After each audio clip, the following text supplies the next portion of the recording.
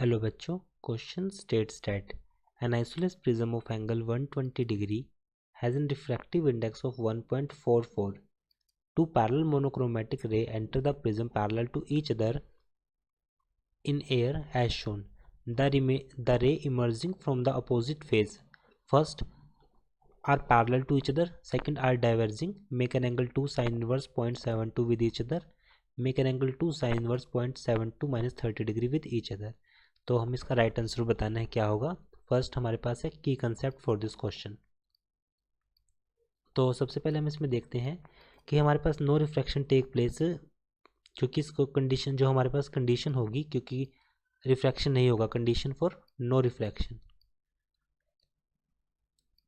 इसमें condition for no refraction होगा because क्योंकि यहाँ पे एंगल ऑफ इंसिडेंस इक्वल हो जाएगा एंगल ऑफ रिफ्लेक्शन के. This value is equals to 0 because जो रे है वो नॉर्मली इस पर मूव करेगी.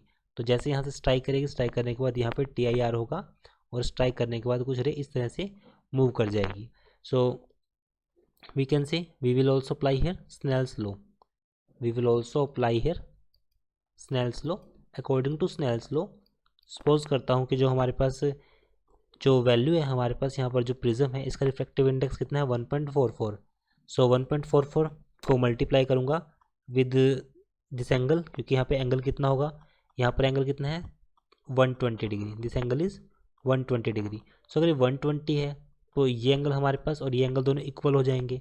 ये टोटल कितना होगा 180. 180 में से 120 माइनस तो 60. 60 में से ये वैल्यू कितनी हो जाएगी 30 degree and this value is also 30 degree. So 30 value हो जाएगी. सो सपोज करता हूँ कि जो एंगल है हमारे पास ये मैंने सपोज किया अल्फ़ा 1 है, ये हमारे पास अल्फ़ा 1 है. Now we can say here μ1 value of μ1. अगर मैं μ1 वैल्यू की बात करूँ यहाँ पर, सो μ1 हमारे पास कितना है 1.44. रिफ्रैक्टिव इंडेक्स ऑफ प्रिज्म को मल्टीप्लाई करता हूँ साइन ऑफ अल्फ़ा 1. अल्फ़ा 1 हमारे पास है प्रिज्म के लिए. फिर हमारे पास हम मल्टीप्लाई करते हैं μ2 से and with angle of sine of alpha 2.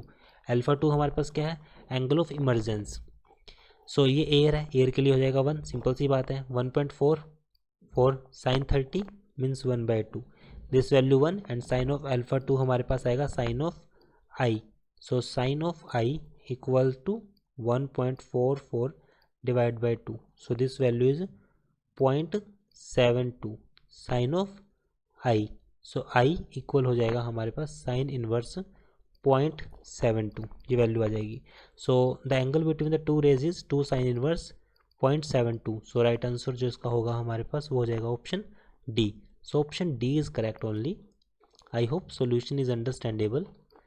So this value will be right answer. I hope solution is understand. Thank you.